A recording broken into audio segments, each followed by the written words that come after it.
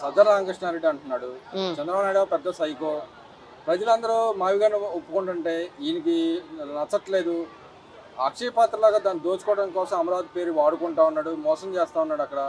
అంతేగాని అక్కడ ఏం జరగట్లేదు.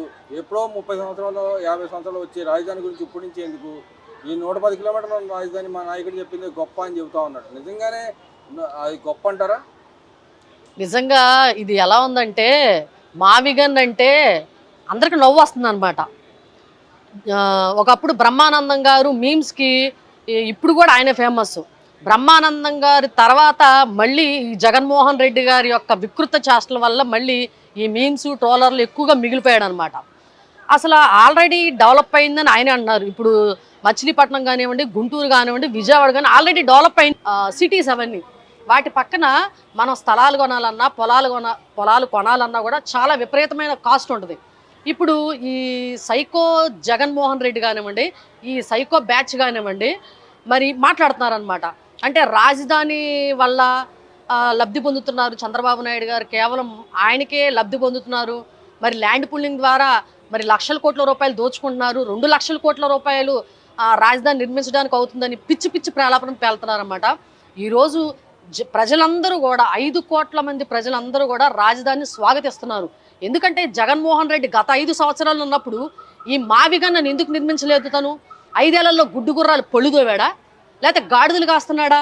ఈ 5 ఏళ్లలో మావిగన్న ఎందుకు నిర్మించలేదు? మరి 3 రాజధానులు అన్నాడు, 3 రాజధానులు ఎందుకు నిర్మించలేదు? అంటే ఏకైక రాజధాని అమరావతి అని చెప్పి ఎందుకు మోసం చేశాడు ప్రజల్ని? అంటే నీ సైకో బాయ్ వచ్చి ఇటు ఎడ్డువంటే తెడ్డువంటారు, లేకపోతే నువ్వు నందిని చూపించిన పంది అంటారు, నీ వెనకమాలు నడుస్తున్నారు. ఒక చిన్న పిల్లాడు గనక ఏడిస్తే బొమ్మిచ్చినట్టు ఏ విధంగా 5 కోట్ల మంది ప్రజల యొక్క భవిష్యత్తుని ఏ విధంగా ఆడుకుంటున్నారో మనం అందరం చూస్తున్నాం. ఈ సైకో బ్యాచ్కి నేను ఒక్కటే చెప్తున్నాను, రైతుల దగ్గర దాదాపు 33,000 ఎకరాలు తీసుకున్నారు. అవి ప్రైవేట్ కంపెనీలకి, ఏవైతే హాస్పిటల్స్ కానివ్వండి, బ్యాంకులు కానివ్వండి, ఇతర ఇండస్ట్రీస్ కానివ్వండి, ప్రైవేటు సంస్థలకి ఆ భూములు అనేవి విక్రయించి వాటి ద్వారా వచ్చేటువంటి డబ్బుతో రాజధానిని డెవలప్ చేస్తున్నారు. వాటి వల్ల వచ్చేటువంటి కంపెనీస్లు కానివ్వండి, వాళ్ళకి కావాల్సినటువంటి ఫ్లాట్స్ కానివ్వండి, భూములు ఇచ్చినటువంటి రైతులకి లబ్ధి చేకూర్చేలా చేస్తున్నారు. అంటే నువ్వు చేయాల్సినటువంటి 5 సంవత్సరాల్లో చేయలేనటువంటి పనికిమాలన్నటువంటి వాగ్దానాలు చేసి ఒకే రాజధాని అమరావతి అని చెప్పి మోసం చేసి ఈరోజు మావిగాని అంటున్నావు, కాదు 3 రాజధానులు అంటున్నావు. సిగ్గు సెర ఉంటే ఇంకోసారి సజ్జల రామకృష్ణ లాంటి బ్రోకర్ వెధవల్ని నమ్మకుండా, ఆల్రెడీ ప్రజలు 151 నుంచి 5 తీసేసి 11 ఇచ్చారు, అయినా సిగ్గు లేదు. ఎంత దుర్మార్గంగా బయటకు వచ్చి రాజధానిని మళ్ళీ మేము వస్తే బిల్లు సవరణ చేయలేమా, మళ్ళీ మేము చట్టసభల్లో మార్చలేమా అంటున్నారు. నిజంగా సిగ్గుసారం అనేది ఉండాలి. ఎక్కడైనా తప్పు చేసాం, ఓకే, మన రాజధాని విషయంలో తప్పు చేశాం కాబట్టి మేము ఆమోదిస్తున్నామని కనీసం ఇంతన్నా మీలో భయం కానీ సానుభూతి కానీ ఉంటే ప్రజలు మిమ్మల్ని ఎక్కడైనా సరే నమ్మేవాళ్ళు. పోనీలే ఈ జగన్మోహన్ రెడ్డి అనే సైకే ఇక మారాడు, ఇకనైనా సరే తెలుసుకున్నాడని కొంతన్నా మీకు బుద్ధి జ్ఞానం వచ్చిందేమో అని. కానీ ఇక్కడ ఆయన చెప్తా ఉన్నాడు, సిఐడి పరిధిలో ఉంది చంద్రబాబు నాయుడు గారు చెప్తే, అవును సిఐడి పరిధిలో ఉంది మావిగాని కాబట్టి డెవలప్ చేయడానికి ఏం ప్రాబ్లం అని చెప్పి మాట్లాడతాను, తక్కువలో అయిపోద్దిగా అనే మాట్లాడతాను. అంటే సిఐడి పరిధిలో ఉన్న వాటికి మళ్ళీ ప్రత్యేకంగా మళ్ళీ ఇక్కడే కట్టాలా, ఇక్కడ ఉండకూడదు అనే విధంగా మాట్లాడుతాను. ఎలా దొరుకుతుంది అంటే అమరావతి ఒక పక్కన చేయకూడదు, ఇంకో పక్కన ఏదో రకంగా లబ్ధి చేకూరాలి, అక్కడ రోడ్డు పక్కన ఉన్న పొలాలు కానీ స్థలాలు కానీ ఆక్రమించుకుని ఆలోచిస్తూ దుర్బుద్ధితోనే ఇలా మాట్లాడతాను అనుకోవచ్చు. తప్పకుండా ఆల్రెడీ ఇప్పుడు ఇవన్నీ ల్యాండ్స్ అన్నీ కూడా చాలా తక్కువ లోపలికి ఉన్నాయి కాబట్టి తక్కువ రేటుకి అయిపోతుంది. అక్కడ అన్నీ కూడా బైపాస్ రోడ్లు కానివ్వండి, లేకపోతే జాతీయ రహదారులు కానివ్వండి, ఇన్నర్ రోడ్లు, అవుటర్ రింగ్ రోడ్స్ పక్కన ల్యాండ్స్ అన్నీ కూడా చాలా కాస్ట్ ఉంటాయి. ఆల్రెడీ అది డెవలప్ అయిన ఉన్నటువంటి ఏరియాస్ని ఇంకా కొత్తగా ఇన్ఫ్రాస్ట్రక్చర్ చేసి ఆయన 50,000 కోట్ల రూపాయలతో అయిపోతుందండి. ఈ దిక్కుమాలిన మంద ఈ సైకో బ్యాచ్ ఏం మాట్లాడుతున్నారు, 2 లక్షల కోట్లని చెప్పి 2 లక్షల కోట్ల రూపాయలు అవుతాయి అని చెప్పి ప్రజల్ని మభ్యపడుతున్నారు. చాలా క్లియర్గా ఉంది. సిఆర్డీఏ పరిధిలో మరి అమరావతి పోర్టల్లో చంద్రబాబు నాయుడు గారు కొన్ని నెలల క్రితమే, కొన్ని సంవత్సరాల క్రితమే గవర్నమెంట్ వచ్చిన వెంటనే 50,000 కోట్ల రూపాయలతో రాజధాని నిర్మించుకోవచ్చని ఆయన చెప్పడం జరిగింది. కానీ ఈ సైకో బ్యాచ్ మావిగన్ అనే పేరుతో 2 లక్షల కోట్ల రూపాయలు అవుతుంది, మళ్ళీ మేము వస్తే రాజధానిని సవరిస్తామని ప్రజల్ని భయభ్రాంతులకు గురి చేస్తున్నారు. కాబట్టి రేపు రాబోయే 2029 ఎలక్షన్స్లో ఈ వైసీపీ పార్టీ అనేది కనపడకుండా పోతుంది. ఇక్కడ ఇంకో విషయానికి వస్తే షర్మిల గారు మాట్లాడతాను. ఉమ్, గన్ను ఉమ్, మావి గన్ను ఎందుకు, ఉమ్. ఇంకో పక్క గొడ్డలు ఎందుకు, ఈ రకమైన రాజకీయం చేయాల్సిన అవసరం ఏముంది? అలా రాజకీయం గతంలో నీకు 5 ఏళ్ళు పరిపాలన టైం ఇచ్చారు, అప్పుడు ఏం చేసావు నువ్వు అని చెప్పి అడుగుతా ఉంది కదా. నిజంగానే ఆ రకమైన రాజకీయాలు ఎందుకని సొంత చెల్లెలు అడుగుతుంది, దానికి సమాధానం ఏం చెబుతాడు అంటారు జగన్మోహన్ రెడ్డి గారు? ఏముంది సమాధానం చెప్పడానికి? వాళ్ళకి షర్మిల గారు చెప్పినట్టు వాళ్ళ బతుకులన్నీ కూడా గొడ్డలతో చంపటాలు, గన్నులతో పేల్చటాలు, మరి లేచిన దగ్గర నుంచి వాళ్ళంతా కూడా శవాల మీద చిల్లరేరుకునేటువంటి బ్యాచ్ అనమాట. మరి ఎంతో మంది శవాల పునాదుల పైన నిర్మించుకునేటువంటి పార్టీ వైసీపీ పార్టీ. ఆల్రెడీ మనం చూసాం. వైఎస్ రాజశేఖర రెడ్డి గారు ఒక పక్కన శవం పెట్టుకొని అందరూ కూడా పీస్ అయిపోయిన బాడీని ఎక్కడున్నారా ఏంటని ఎత్తుక్కుంటే, ఈ జగన్మోహన్ రెడ్డి గారు తీరిగ్గా ఎప్పుడుకో చనిపోయిన 12 గంటల తర్వాత వచ్చి తీరిగ్గా ఏం చేస్తున్నాడు, నేను ముఖ్యమంత్రి అవడానికి సంతకాలు అడుగుతున్నాడు అనమాట. ఇలాంటి దుర్మార్గమైనటువంటి ఆలోచన కలిగినటువంటి వ్యక్తి గన్నులు లేకపోతే గొడ్డళ్ళు ఇలాంటివే పెట్టుకుంటాడు. షర్మిలాగా చెప్పింది 100% నిజం. ఎందుకంటే సొంత చెల్లిని, తల్లిని, మరి బాబాయ్ కూతుర్ని ఏ విధంగా అన్యాయం చేస్తారో మనం అందరం కూడా చూసాం. బాబాయిని చంపినటువంటి వ్యక్తుల్ని పక్కన పెట్టుకొని బాబాయిని హత్య చేసిన వాళ్ళందరినీ కూడా, ముద్దాయిలందరినీ కూడా చంపుకుంటూ పోతున్నాడు.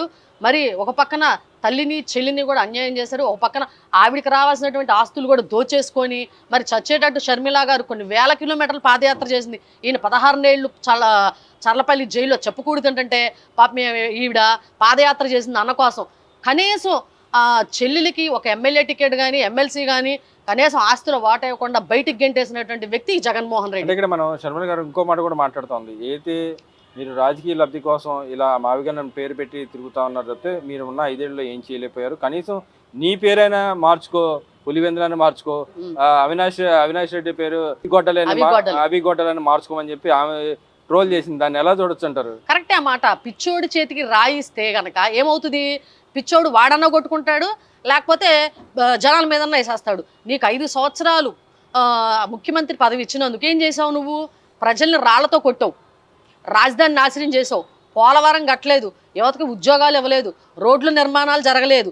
లేచిన దగ్గర నుంచి కొండలో గుట్టలో దోచుకోవటం, మరి మైనింగ్ మాఫియా, ఇసుక మాఫియా, మరి ఏ విధంగా అక్రమంగా కల్తీ మద్యం తీసుకొచ్చి మరి మద్యం మాఫియా చేసావో రాష్ట్ర ప్రజలందరూ కూడా తెలుసుకున్నారు.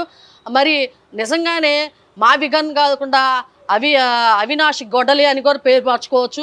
రాజధాని పేరు మార్చినట్టే మీ పేరు కూడా మార్చుకొని మీరు తిరగాలి. నిజంగా సిగ్గు సరం ఉంటే ఈరోజు రాజధాని వైపున, రాజధాని మీద ఈ విధంగా అబండాలు వేయరు మీరు. అసలు మీకు కొంచెమన్నా జ్ఞానం అనేది ఉంటే బయటకు వచ్చి మాకు రాజధాని సమ్మతమే అని చెప్పినా కూడా మీకు ప్రజల్లో సానుభూతి ఉండేది. ఎందుకంటే దేశం మొత్తం మీద 50 పార్టీలు బయటకు వచ్చి స్వచ్ఛందంగా కాంగ్రెస్తో సహా బయటకు వచ్చి ఓకే రాజధానిని మేము సమర్థిస్తున్నాము అని చెప్పారు.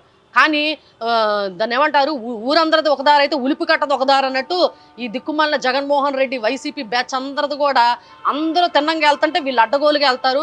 కాబట్టి రాష్ట్ర ప్రజలందరూ కూడా వీళ్ళందరూ ఖచ్చితంగా బుద్ధి చెబుతారు. పయ్యావుల కేశవ్ గారు మొన్న అయితే మన అచ్చెన్నాయుడు గారు చేసిన వ్యాఖ్యలు ఆయన సమర్థిస్తూనే ఇంకో పక్కన నాకు ఈ అనుమానం ఉందన్నట్టుగానే ఆయన కొన్ని అనుమానాలు వ్యక్తం చేయడం జరిగింది. పరిటాల రవి హత్య కేసులో వెనకాల ఈయన హస్తం ఉందని చెప్పి గతంలో మన ఎవరైతే మాజీ సీఎం కిరణ్ కుమార్ రెడ్డి గారు మన రోషి గారి దగ్గర అన్నారని చెప్పి ఆయన నేను మాట్లాడుతుంది. దాని విషయంలో కిరణ్ కుమార్ రెడ్డి బహిరంగ చెప్పాలని చెప్పి మాట్లాడుతుంది. దాన్ని ఎలా చూస్తారు? నిజంగానే దాని వెనకాల ఈయన ఉన్నాడు అంటారు జగన్మోహన్ రెడ్డి? ఆ రోజు పరిటాల రవి గారి హత్య కేసులో జగన్మోహన్ రెడ్డి వ్యక్తిని కాపాడటానికి కొన్ని సంవత్సరాలు నేను కష్టపడ్డాను అన్నాడు కిరణ్ కుమార్ రెడ్డి గారు ముఖ్యమంత్రిగా ఉన్నప్పుడు.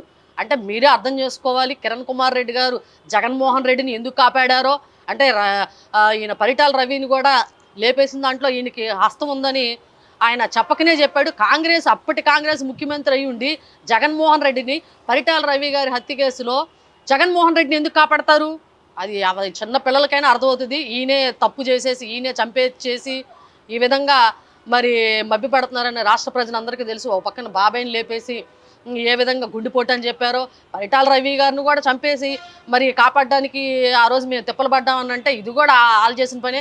కాబట్టి రాష్ట్ర ప్రజలందరికీ కూడా తెలుసు ఈ జగన్మోహన్ రెడ్డి నైజం ఏంటో.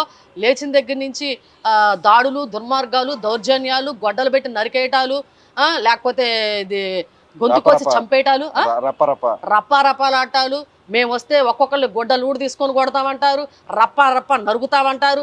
ఎవరైనా మేము వస్తే ఇంకా సంక్షేమ పథకాలు ఇస్తాము, ఇంకా మేము రోడ్లు వేస్తాము, ఇంకా మేము రాజధాని పూర్తి చేస్తాము, ఇంకా మేము పోలవరం కడతామంటారు. ఇదేం దిక్కుమాలిన జగన్మోహన్ రెడ్డి మోకో కానీ మేము వస్తే రప్ప రప్ప నరుగుతామంటారు, మేము వస్తే గొడ్డలూడి తీసుకొడతామంటారు.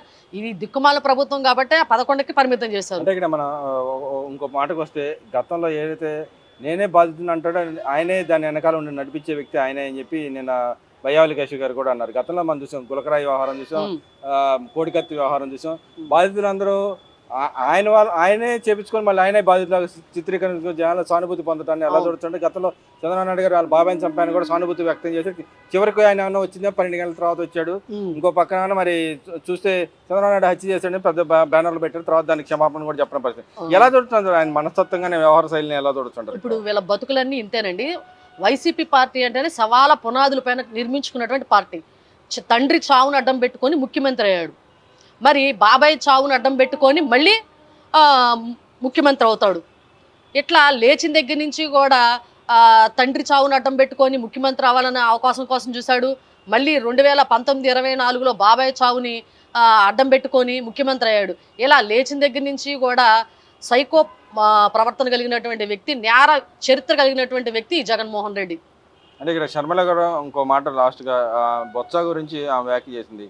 గతంలో మన తల్లిని తండ్రిని తిట్టిన, నిన్ను నన్ను తిట్టిన వ్యక్తిని నువ్వు ఎలా తీసుకుంటావు, నువ్వు ఎలా క్షమాపణ చెప్పకుండా నువ్వు ఎలా నీ పార్టీలో ఆహ్వానిస్తావు అని చెప్పి ఆమె నిన్న క్వశ్చన్ చేసింది. దాన్ని ఎలా చూడుతుంటారు? అంటే ఒక పక్కన బాబాయ్ని చంపేశారు, ఒక పక్కన తండ్రి చౌక కారణం ఈయనే. మరి బాబాయ్ని చంపినటువంటి వ్యక్తులందరూ కూడా ఒక్కొక్కరు లేచిపోతున్నారు.